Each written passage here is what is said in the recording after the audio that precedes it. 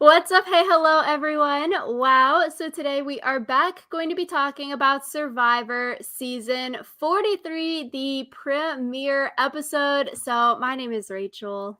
I'm Alyssa, and yay, it's the Survivor premiere! How exciting! I feel like I told everyone in my life that Survivor was coming back. I'm in grad school right now, and everyone I have spoken to in my grad school classes in the past a week is probably like, shut up about Survivor. So it's very exciting time. Oh, wow. So many friends. I'm like, whenever Survivor's on, I cannot be sad on a Wednesday. There's no reason. Anything annoying, anything angry, no. Survivor's on Wednesday night, so you can't. You just gotta, I got something to look forward to in the evening, so I can't be sad or angry. Yes. So good times. Yeah, it's always such an exciting time. So for this premiere episode, 2 hours long, but really technically like 90 minutes after all of the commercials, overall thoughts, I really enjoyed this premiere episode. I thought we got to see a lot from like all of the players basically hearing their stories, seeing photos and little videos of their backstories. I thought the editing was very nostalgic. It reminded me of like pre-season 40 Survivor. Yeah, I was really happy that we heard from basically everyone. I feel like you guys are sick of us hearing us complain about editing stuff, but it really does change the way that you see the show. So, yeah, I was happy that I feel like no one was really over or under edited yet. So, yeah. And I was also surprised only one person went home. Usually, in these more recent season premieres, it's 2 hours, but then two people go home, whether it is two single tribals or a double tribal where two teams lose and they go to tribal. So I was expecting two going into tonight. So it was a pleasant surprise that there's only one person voted out because I always felt like losing two in the premiere, it's just so quick. And we've spent so much time doing all of the preseason assessment, looking at their bios and videos. To have two people go night one is just so sad. Yeah, I feel like one thing I am kind of worried about is when later they'll do a double tribal, just because I feel like the only good thing about two people going in the premiere is because it is 2 hours. And I feel like if people ever go two people getting voted out in a 1 hour episode, it feels like so rushed. So, That's true. Hopefully, it's not at the final 10 doing a split tribal again. But next week is a 90-minute episode. So, technically, like 1 hour, after the commercials. So, maybe we'll see a double tribal next week where maybe the two losing teams both go to tribal and someone gets sent home to try to even out those numbers again. Because, yeah, otherwise, having like two double eliminations because final 10 would be double and usually the premiere is double, if they wait too long, it's just going to be really rushed. And we always said with like so many advantages nowadays, don't do it at final 10. yeah. Yeah. So I also loved how they gave Owen that intro shot, how he confessional saying, I always wanted to see my name in the intro version. Alyssa and I sort of made fun of that during the cast assessment because we are like, haha, there's no more intro sequence anymore. And then that was really nice of the editors, though, to stick his name in like the traditional intro sequence. Yeah. That was sweet. So, good for Owen. I hope he saw that and was happy. Yeah, otherwise you wouldn't get to see it anymore. I was also pleasantly surprised. I was sort of, and maybe Alyssa, we were on the same page with these people, a little bit down on a few people preseason, but I feel like they really turned it around for themselves coming into the show, whether we thought maybe they would go home early or maybe they'd be annoying on their tribe. So, like for me, Cody, Sammy, Nneka, Lindsay, and Cassidy, I thought maybe, oh, they could be early boots off of their tribes for whatever reason, but it seems like this group is like being able to integrate themselves and they won't annoy their tribe too much. So that was cool to see. Yeah, it was really cool to see everyone's personalities kind of mesh. And I feel like the person who got voted out tonight didn't get voted out because they annoyed people. They got voted out because they were the physically weakest on their tribe. And I feel like I like that better than someone being really annoying and getting voted out for being annoying, just because watching annoying people on Survivor sometimes isn't fun. In little doses, yes. So, do you have any favorites so far, Alyssa? I don't know. I feel like I really like Ellie. Um, Everyone's name just like evaporated out of my head. I really liked Carla. I like James. Yeah, I feel like those are the three that like off the top of my head. Oh, and Geo. I really like Geo. Hmm. Yeah, I feel like for me, I'll do the basic answer. I have to do the Berkeley people, so I'll have to say Carla and Jesse. I was gonna say you gotta support the Berkeley babes. So, yeah. Yeah, so my sleuthing on LinkedIn actually was correct with Carla because I searched her. I was like, okay, this could be someone else because, like, wow, both of them graduating from Berkeley in similar years that they could have had mutual connections. That's a lot. So I was like, oh, wow, okay, the sleuthing worked. Haha. Yeah. Do you have any people who you're not as fond of after the first episode? Not really. I feel like I don't really have like favorites. I feel like I'm on everyone. So then when your favorites get voted out, you're not so sad. Cuz then it sucks to watch your favorites get voted out. And it especially sucks if like someone you really don't like is then the one who gets like saved over your favorite. So Do you have any non-likes so far? I don't know. Like there are a couple of them where like I'm confused about like whether or not I vibe, but none where I'm like, oh, I hate you. So A good answer. So we go into this first reward challenge. They are all on the beach. Jeff is talking to everyone. And for the challenge, you have to go and collect boxes, solve a puzzle, and then get flint with a bamboo pole. And if you win this, you win a pot, machete, and flint for your team, which is very useful because they're not giving you anything. So for the first part, it's the running section. All men get put up for this section. So Cody and Jesse, Owen and Sammy, and Gio and Ryan. I thought at first I was like, "Oh, why is it all men?" But after seeing how long the run was and how heavy the box was, it makes sense that I'd stick all men on that because they'd be better at that part.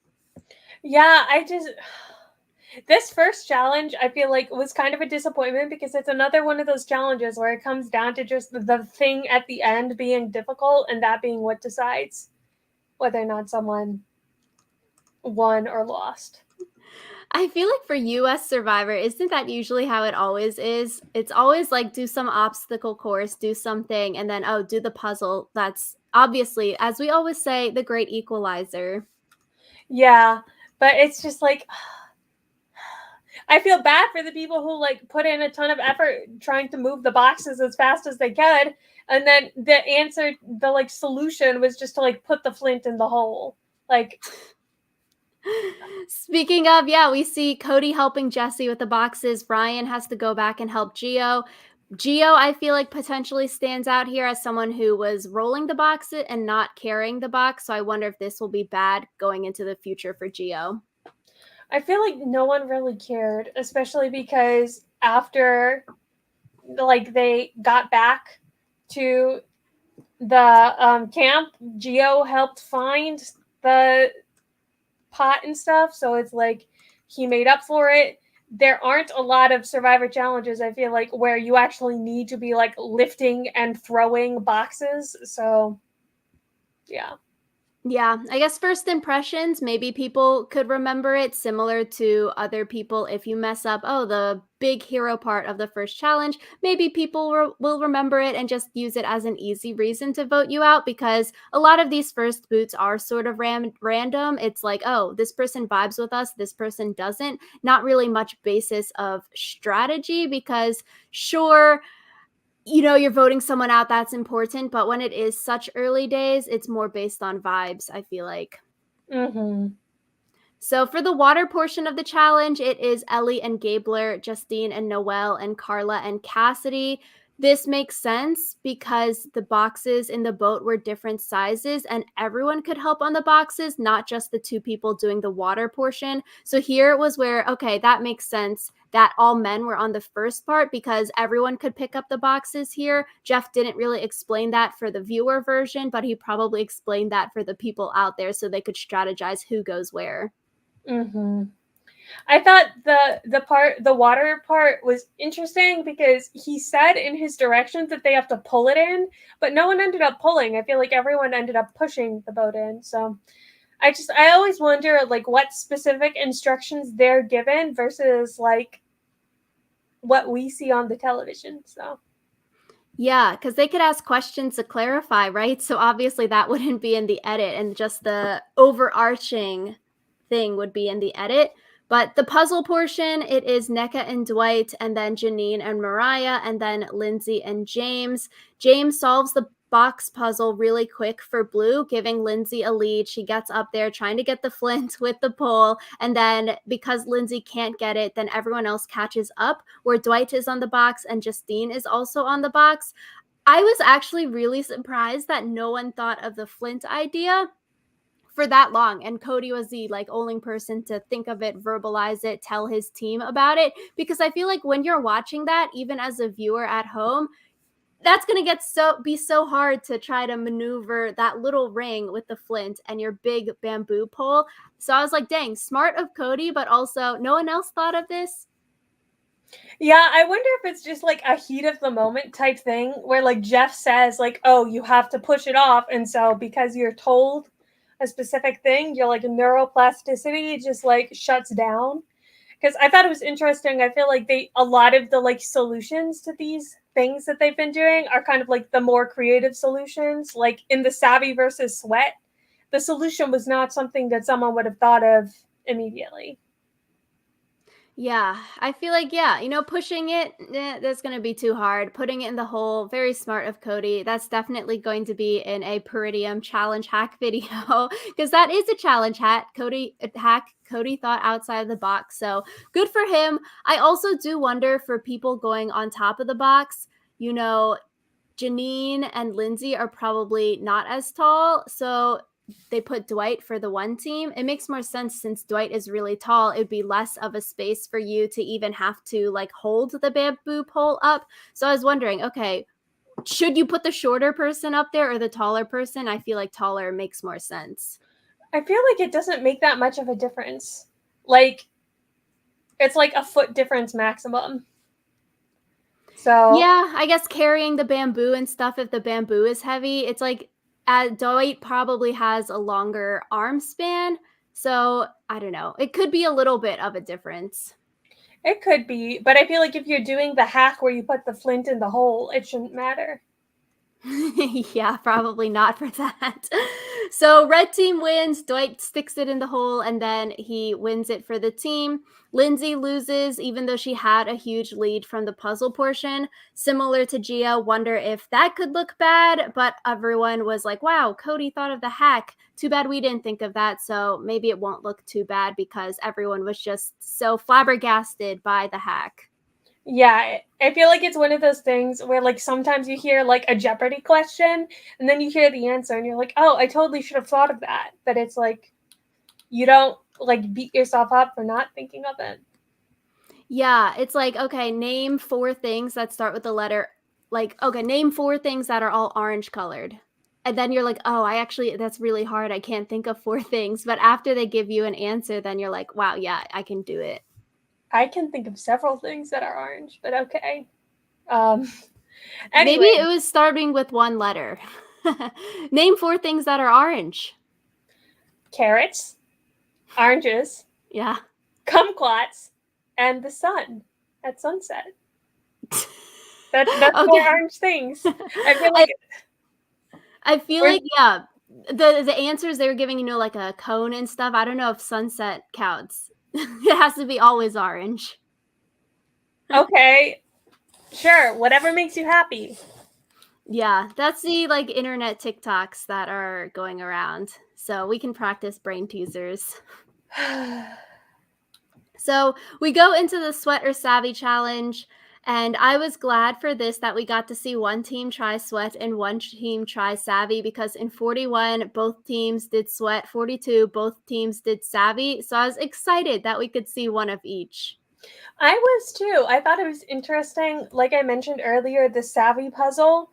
That was a cool puzzle. I like that a lot better than the triangle counting one, just because that actually required you to be savvy. I feel like the other Savvy puzzle just was mostly guesswork. So Yeah, so this Savvy puzzle, it's a number puzzle. You only get one try, so not two tries, and you have to move two bones to get the largest number.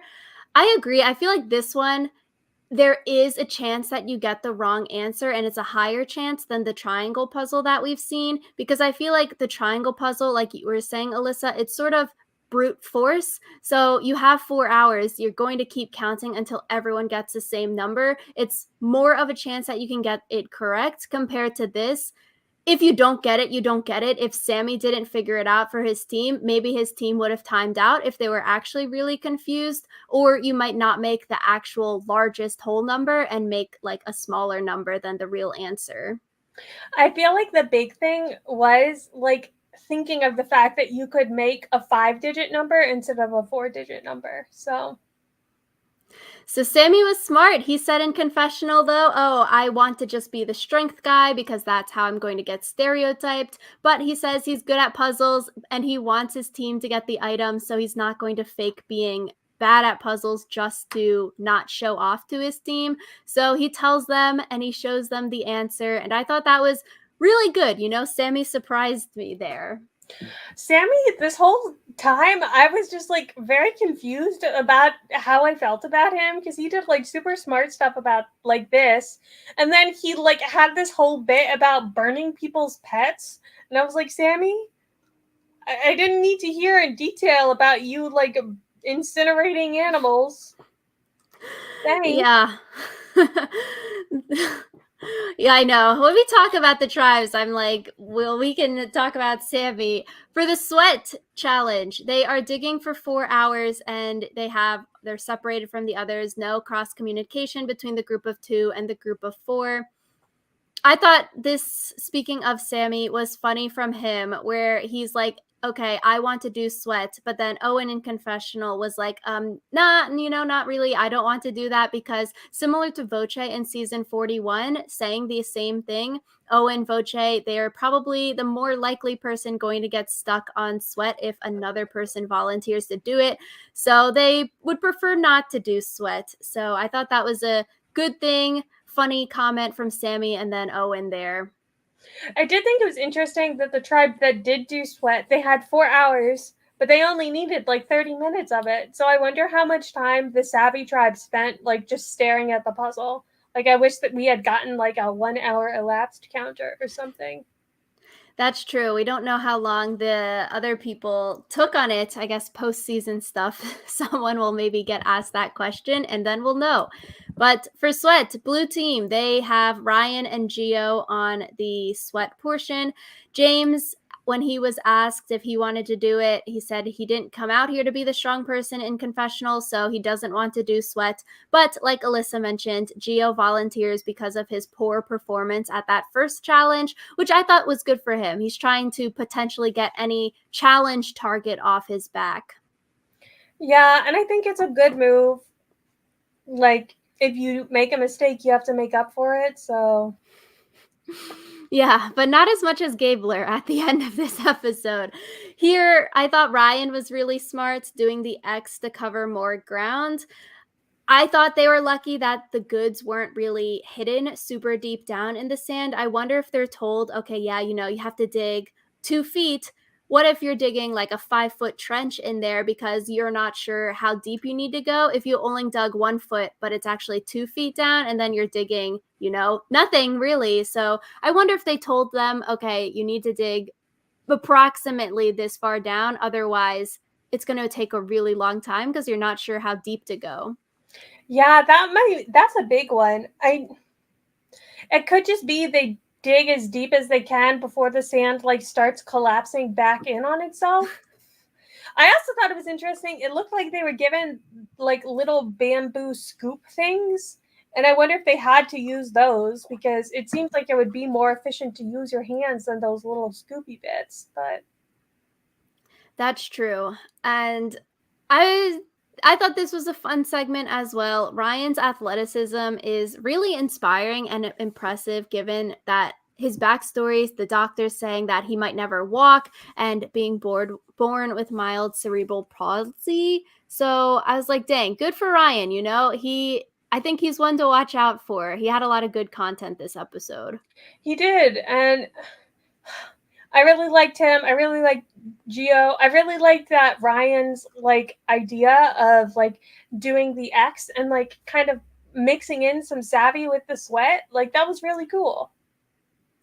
That's true, and I feel like similar to the bamboo in the hole, the flint in the bamboo hole, doing an X makes so much sense if you just think outside of the box and do that idea because literally you would cover more ground rather than digging randomly or digging in a straight line. You're more likely to hit something with that X. So I was like, okay, that is a really smart solution to this. And then if the X doesn't work, you can make it into like an asterisk or a snowflake, and then Mhm. you'll hit basically everything. Yeah, so that was smart of Ryan. Oling took them 30 minutes, which is awesome. So I like this Savvy and Sweat because we got to see one of each. Mm-hmm. So we go to Vessi. So this is the Red Tribe dynamics. Like we said preseason, we saw that the first episode was titled Live In. Cody named the episode like we thought, and I was just so glad we got to see that tattoo. I was glad that he just wasn't randomly bringing it up. Like it made sense in the conversation. Because, oh boy, if he had just randomly mooned someone. That's true though. You know, he could be one of the people that would want to be naked and then that's how the title happened. Or in Australian Survivor a lot, they always show clips of like dudes pretending to be whales and then they're like I guess naked and then they're like popping their butt out of the water and then the Australian TV shows that and then it's like, "Oh, whales." I have no idea how to respond to that, so I'm just gonna keep moving. Yeah, that Australian TV, but I'm glad that it came up in a tattoo conversation. Live in with the 2 exclamation points and smiley face. Yeah, and then Jesse was also talking about how he had tattoos that he got removed, and like his whole backstory about being in juvie, being in a gang, and then like getting out of it. Like that was really inspirational, and I was glad that like people who don't like read the preseason stuff got to hear that really cool story. I agree. His story is very inspirational, and the photos of his family were so cute. I was like, oh my gosh, he's got such a cute family. He really does. So on the Red Tribe, we see the girls linking up Justine and Noelle because they're saying they're similar age, and so they're bonding. Cody, Jesse, and NECA, we see they notice the 2 girls linking up in Justine and Noelle, and we see Cody, Jesse, and NECA talking in the woods. Cody is saying, you know, let's target Justine. Justine is sketchy because she's a salesperson and salespeople are sketchy, which I just thought was so funny because then he reveals, yeah, you know, elevator, but actually I'm a sales rep for elevators, so I'm also a salesperson. I was like, okay, you're just targeting a fellow salesperson. Yeah, I thought it was interesting because like when Cody was like talking shit about salespeople, I was like, wait a minute, aren't you a salesperson? A good reveal for all of the audience. Usually, when people have similar jobs in Survivor, you see them potentially bonding over that aspect because it's something you two share. They're both salespeople. Maybe they could bond over the gripes of their job and the work that they're doing. But instead, no, here we see one salesperson throwing the other under the bus and using that similar profession against them. I wonder if that'll come back to bite Cody in the butt though. Like if he ever does mention like slips that he's a salesperson.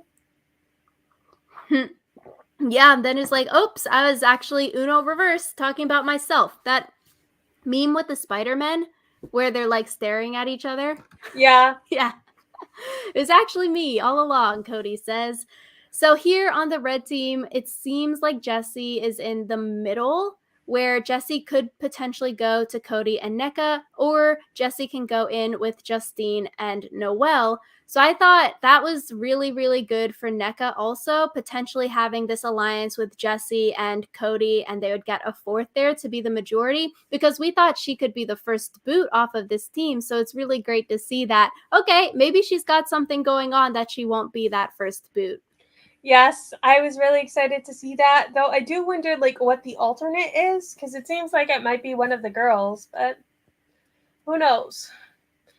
Which this scene where the three is in the woods talking about the two girls, I was like, oh, that's five people, right? Am I counting all of this correctly? Who is the sixth person on this red team? And then I was like, okay, Dwight is here, but where is he in all of this? We did not see him in any alliance in this whole episode. And maybe if he didn't go to the Shipwheel Islands, then maybe he would have had less content. But I'm like, Dwight, he's on this team. Is he in what alliance? Maybe he wasn't making any alliances. Yeah, it was kind of weird because they only really mentioned Dwight like in regards to the Shipwheel Island, like how he's a super fan, so they all let him go. So I was just so confused. Like, six people are here. Who is the sixth? I cannot remember who was wearing red. yeah, I feel like they're all kind of a blur in my head. Yeah, so another thing that was notable from the red team, Justine gets the fire for them. So that's always good to be shown as the person getting fire for your team. It's a notch off of your survivor bucket list, as so many people said that night. Mm-hmm. So we go to the blue team, I mean, the Baka team, which is in yellow. And for here, this is the tribe that ends up going to tribal council, but pre tribal, pre immunity, and everything. We see Gabler saying that he is feeling out of place as the oldest guy, not only on his tribe, but for the season, which was very interesting to me because I feel like preseason, we thought that he was going to come in and be super confident, but he's actually come in and he's like very, I guess, insecure about his age, not letting him bond with these younger people.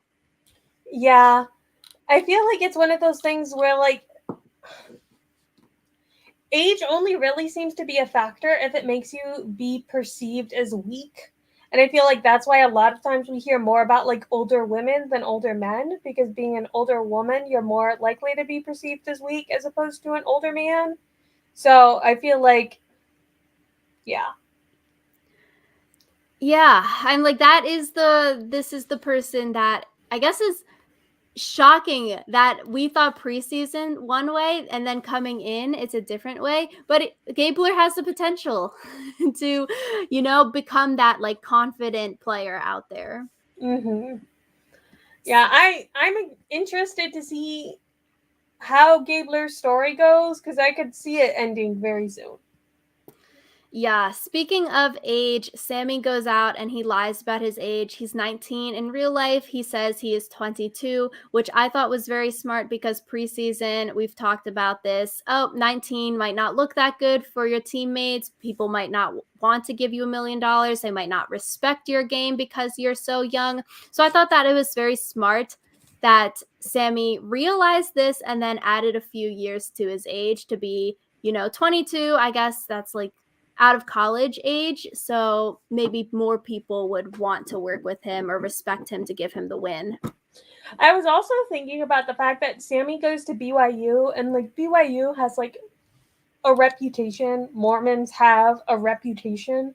And I feel like he could get away with saying that he's a little bit older just because a lot of people have certain like preconceptions about like Mormons being like naive, I guess, because like especially around like sexual stuff.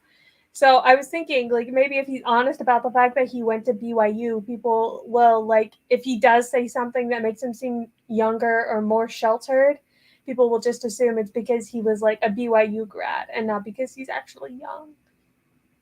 Yeah, that's true. Similar for drinking, he can just say, I don't drink. A lot of people on Reddit are like, really confused. Oh, Sammy's gonna get his age will be outed because he can't go on a reward with drinking. But I'm like, there's so many things that you could say. Yeah, I don't drink. Say that to your team. And usually people won't want to like get you on that. They'll just accept it. Like being 19 and potentially having alcohol on a reward, I don't think that's going to be his downfall. Yeah, especially because, again, like the Mormon thing, Mormons don't drink alcohol. So, Yeah, so Reddit is all on that age thing here.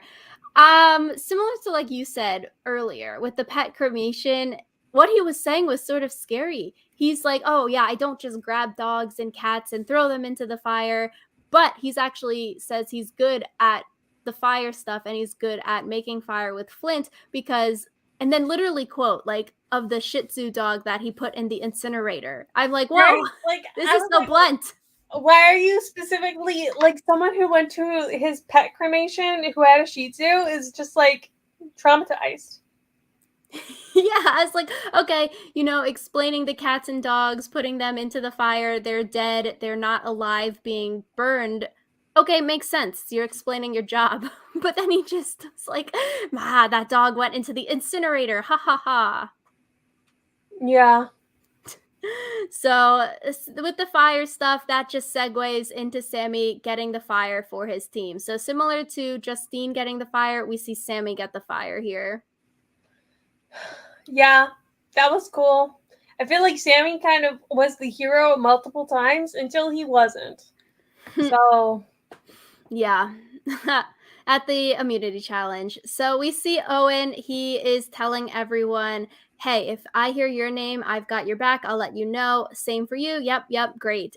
Which I thought, oh, maybe Owen could get voted out because this is sort of like the haha gotcha dodo edit. You're going to get filmed saying this one similar line to every single person, and then that's going to be the reason you're voted out. It reminded me of Swati last season, how she got that scene where she was like, we're number ones to everyone. And then people compared notes. yeah, I think the good thing with Owen is like you can say like, "Oh, I'll let you know if your name comes up" to everyone and have that still be true. Like everyone cannot be your number 1, but you can like have that kind of like, "Oh, I'll like give you a heads up" with everyone. That's true because it can be true. You're just playing the middle, basically, if you're going to tell everyone if someone said their name. Yep. I thought from this yellow tribe, Ellie got a lot of good content as well. We see her talking about the death of her sister, and she's getting a lot of confessionals. I thought she basically narrated this episode, that felt like to me. So I was like, okay, Ellie is another one to look out for. Yeah, I thought the whole thing with her sister was like a really good bit of like personal content, and that's generally something that like we look for in winners is getting personal content. So it's kind of hard to tell because it seems like they've definitely been trending more towards showing everyone's personal content recently, but Which I like seeing everyone's personal content. I'm surprised since I thought Ellie could get purpled preseason, so I'm excited that that's not the case. me too. And then also on this yellow team, we see a girls' alliance start to form with Mariah, Ellie, and Janine. And then we see another girls' team form on the next tribe we're going to talk about. And I was like, okay, back to back girls' alliances here. Nah, they're both not going to last. There's no way they would stick these back to back. Yeah, yeah. And I mean, obviously, one of them fell apart even before the end of the episode. But I wonder, like, in the meta discussion of where, like, all women alliances belong in Survivor, like, what does it mean that, like, every woman, like, kind of tries to have an all girls alliance, but then when push comes to shove, a lot of them dissolve? Yeah, that could be a good video essay topic. The history of women's alliances. Mm-hmm. I wonder though, because of this, they focused on the two women's alliances in back to back scenes. If Ellie could maybe get a villain edit coming up in the future. Oh, Ellie wanted this girls' alliance, but then she flipped on the women. What's up with that? Yeah, I feel like it's one of those things where it's kind of like too soon to tell just because it was one episode. It's not like it was her like ride or dies that she flipped on day, I guess, 25, since this is a 26-day season. So, Yeah, yeah. I don't think you can blame her. It's like literally day 3. exactly. So, I would want to see an Ellie villain era though. I think that could be fun. She seems very devious. I want to see Ellie Winter era. Villain winner era. Love to see it. I do love villain winners. I know, me too. I feel like villains always have more fun. So, if Ellie can be a villain winner, I'd be down. That would be great. So he goes to the last team, Coco, the Blue Tribe, and their dynamics. Like mentioned, they also try to start a women's alliance here with Cassidy, Lindsay, and Carla. Lindsay says, okay, this is 3. We need a 4. I want to bring James into the girls' group. So I'm wondering, with the Savvy and Sweat challenge for Blue, could that have Drew lines? Because Cassidy, Lindsay, Carla, and James were all the people back on the beach, where Gio and Ryan were digging, and they're the 2 left out of this women's plus James alliance. Yeah, I wonder how much of that just is like it would have naturally happened anyway, like the strong people and everyone else. But I don't know. I would have liked to see like the women talking more about why they chose James specifically, because it seemed like they were all kind of just like, "Oh, he vibes." And it's like that's cool, but like I would like to have seen more about that. That's true. Could be they just vibe from that 30 minutes they got while the other people were digging, or something like why Lindsay wanted to bring him in. But it could just be, this was the Savvy Sweat distinction because they pick Sweat. And I guess that's hard to maybe verbalize or show in the TV show unless there's something that happened while Gio and Ryan were out digging, like they made a foursome then I feel like that definitely show the distinction because of the activity division. Mhm. So on the blue team, also, we see Carla and Gio bond over both being gay and Latino, which I thought this was a very, very nice moment um, as well for the episode. Yeah, it was nice to hear them both like get to talk about that. Just because I feel like sometimes people don't get to like explicitly talk about their identities and the way that their identities like affect them. So I thought it was good that that made the edit, and I hope we see more of them as like a duo. Yeah, I don't want like Gio and Ryan to be on the outs. So for the blue team, it seems like Carla is in the middle. So my Berkeley people, Carla's in the middle, Jesse's in the middle, where Carla is potentially in the middle of Gio and Ryan versus James, Lindsay, and Cassidy. Although if it's going to be the women and James together, I could see Carla maybe trying to save Gio and Ryan going out if that foursome plus Gio actually becomes some kind of alliance.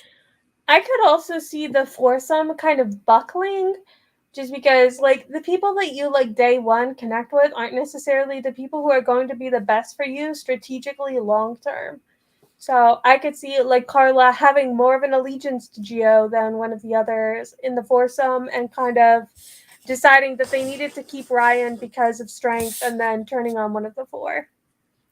Yeah, which I feel like similar to the team that we see go to tribal this episode, if Carla doesn't I guess flips, but not really flipping. They're not a 4 either way right now. So if Carla goes with like Gio Ryan to make a majority, I feel like people probably James would flip and either Lindsay or Cassidy would go, very similar to what we saw this episode. Mm-hmm. So before the immunity challenge, we see the island trip.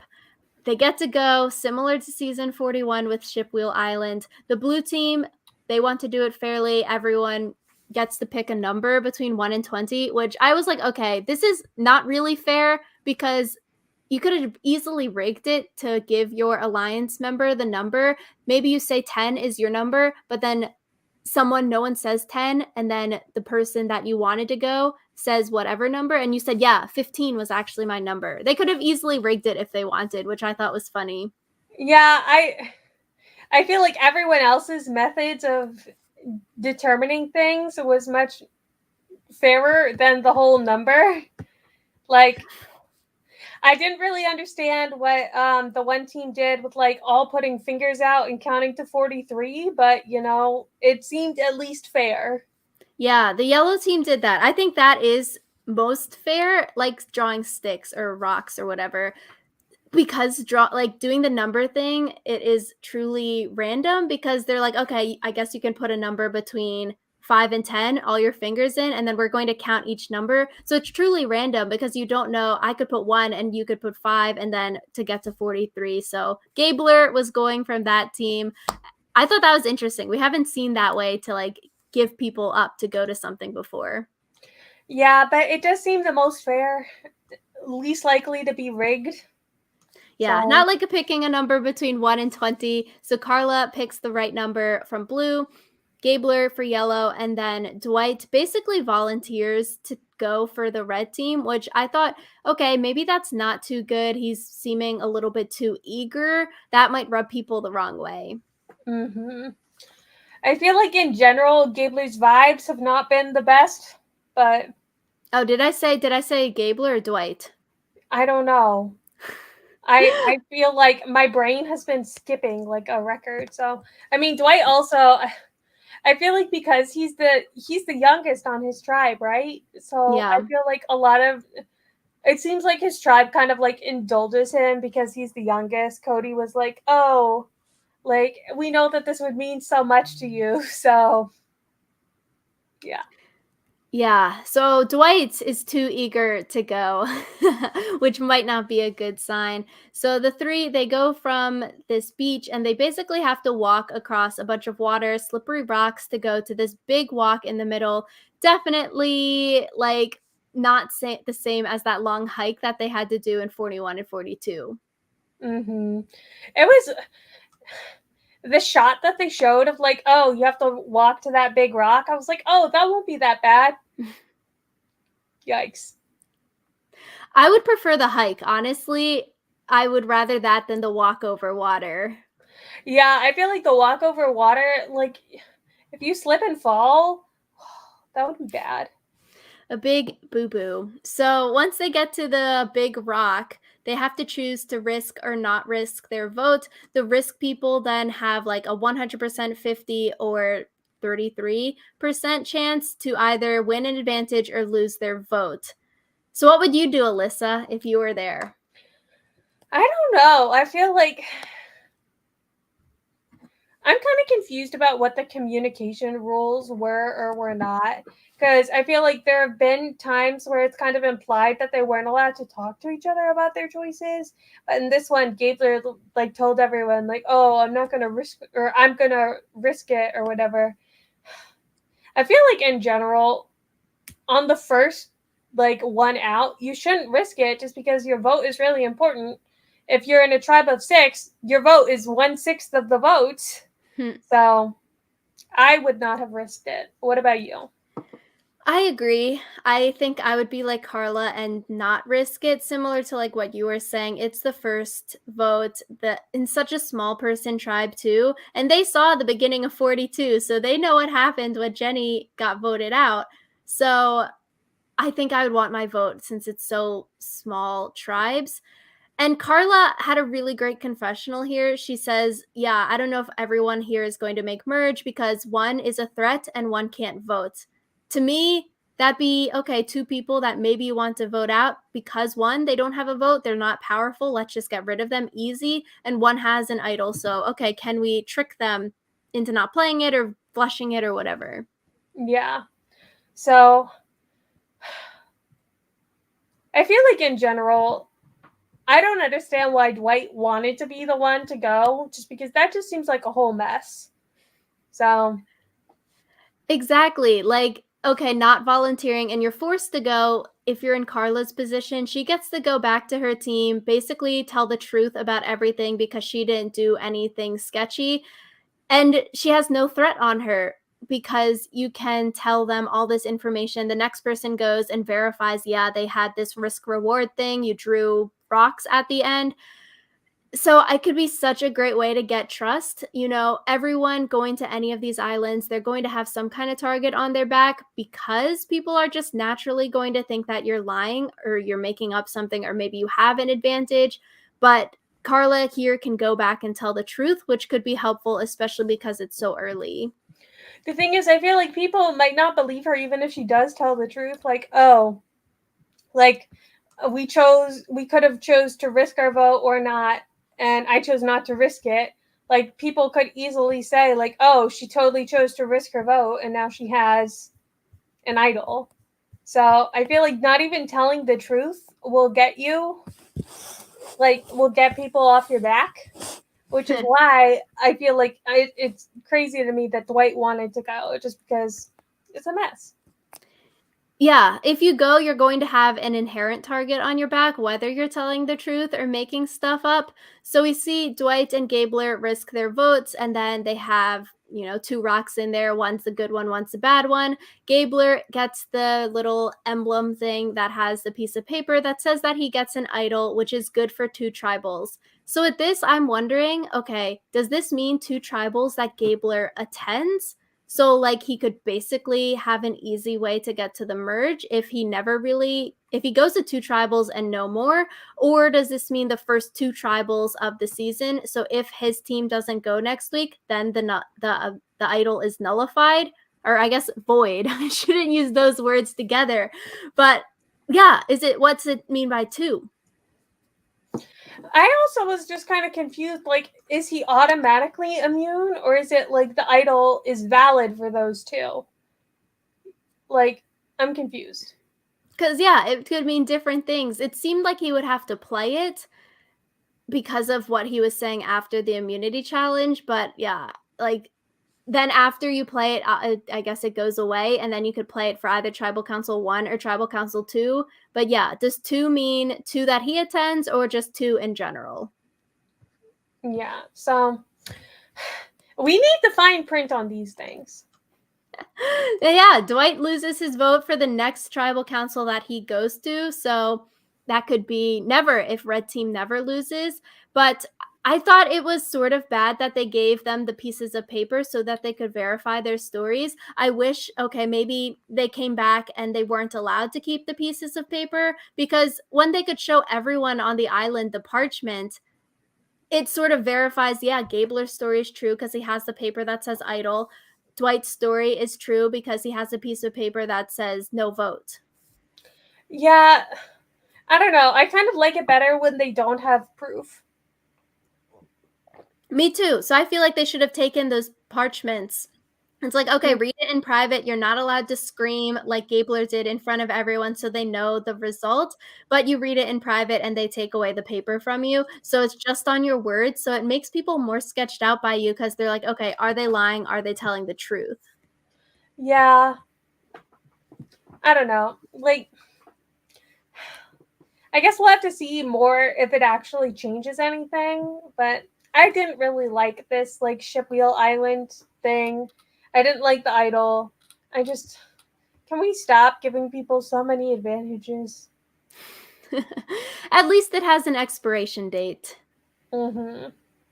So we go to the immunity challenge, and they get to race through some obstacles like usual, dig under a log, go across a balance beam, and then there's three kinds of puzzles at the end, and the first two teams win immunity.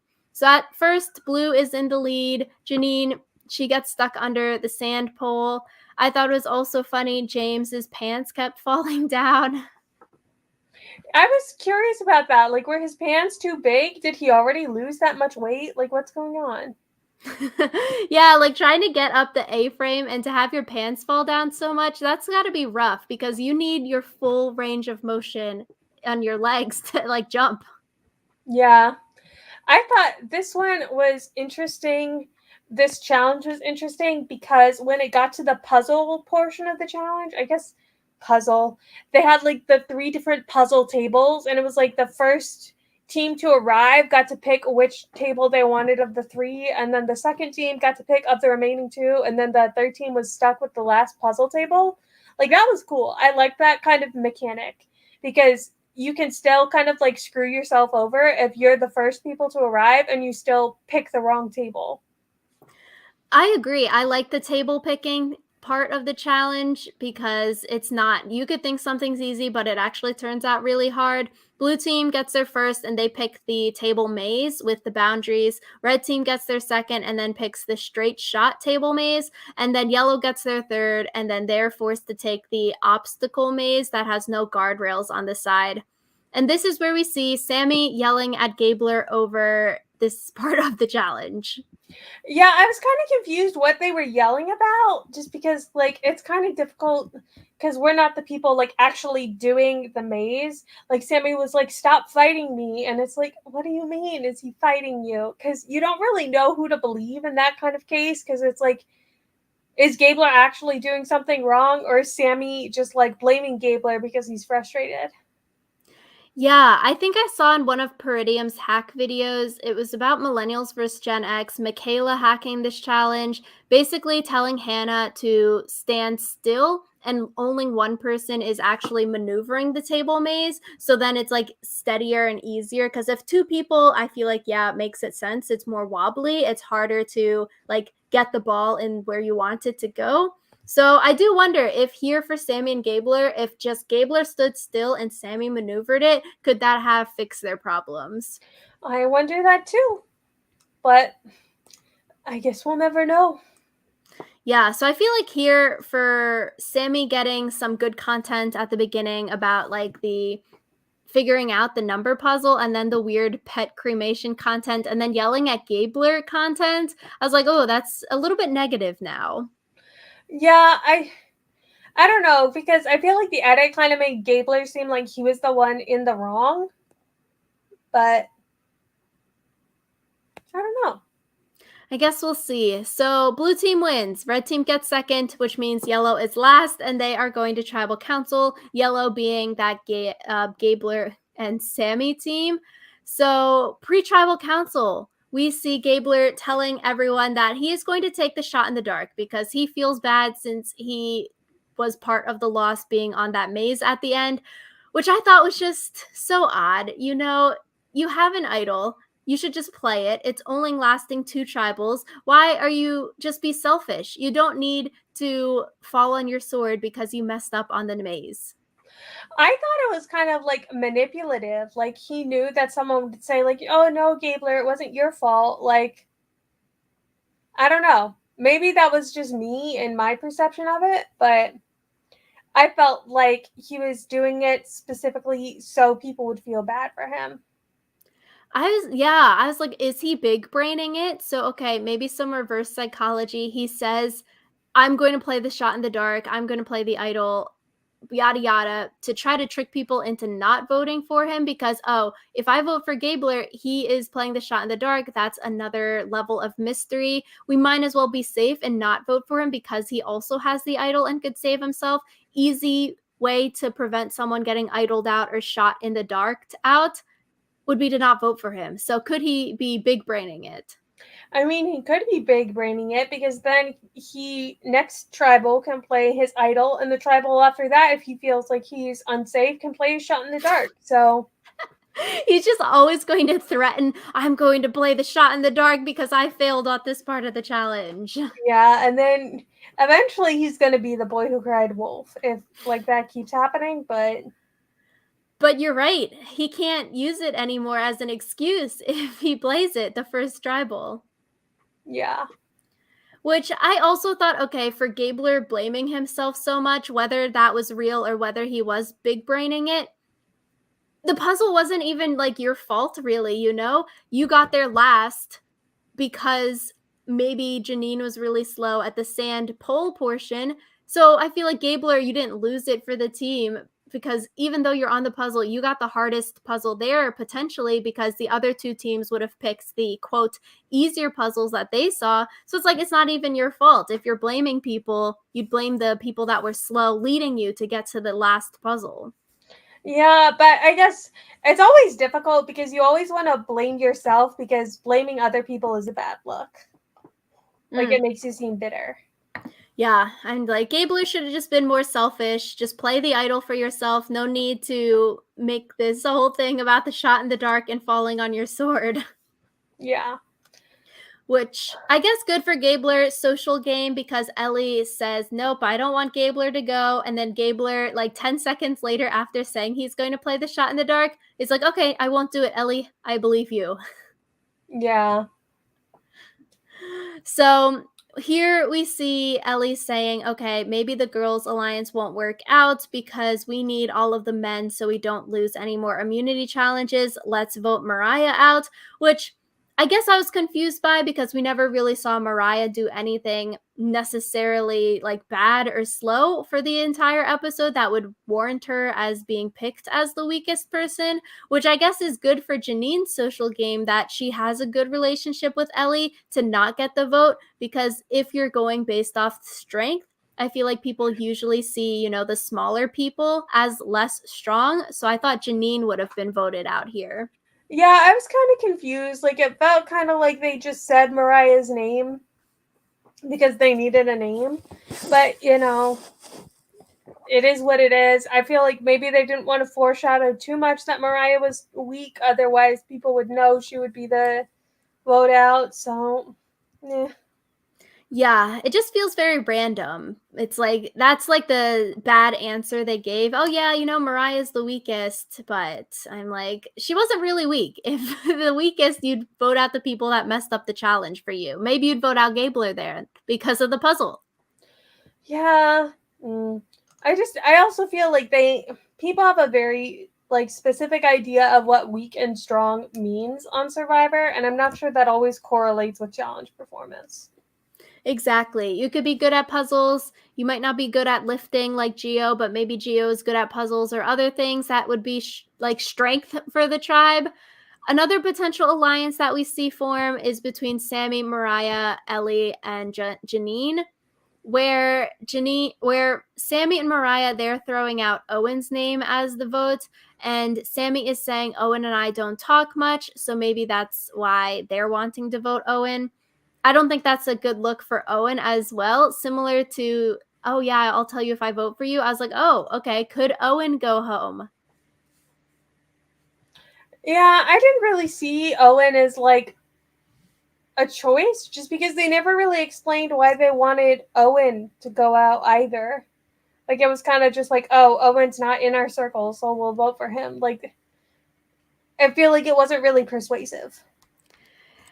And I feel like for Owen's name, at least, that was like the process of elimination because, okay, the women were there, Sammy were there, Gabler's off the table. So basically, I feel like the vote would be down to Owen if you're in the women's alliance, or it'd be Mariah if you are Ellie and Janine flipping on the women's alliance. So it's like, okay, process of elimination because Gabler's safe. Ellie is like spearheading the charge here. She's safe. And because Ellie has that relationship with Janine, she's safe. And then I guess it's between, Mariah, Owen, and Sammy, which I was surprised that Sammy didn't get any like votes or name being brought up. Yeah. I guess maybe people like him. Or like strength, he's super young and really buff. So that could be a reason that like Owen would be okay. If we're doing it based on strength, Owen for the men and Mariah for the women. Mm-hmm. So we go to tribal council. I thought the lighting was very weird at tribal council. Jeff sort of looked too bright compared to everyone else. Right? It almost looked like he was like on a soundstage and everyone else was not. Yeah, because the light was just so bright on him, make like sort of vampire like. He was just in a spotlight. Like, okay, is this like green screened in here? Or why does it look so different compared to the lighting on the contestants? Mm-hmm. So that was really weird. At tribal council, they're talking about some dating talk. A lot of love metaphors keep coming up, which I think is always fun. Those metaphors are quirky and cool, unlike the passenger and pilot metaphor that we always hear. Yeah, I always enjoy a new metaphor. So We love it. So exit interviews and stuff, Mariah has said that she wished she played her shot in the dark, which I always just feel so sad for the first boots here. Like Mariah seems so much fun. And yeah, I was just this is sad. Yeah, it was sad. She was like such a big personality. I'm gonna miss her rainbow clothing everywhere.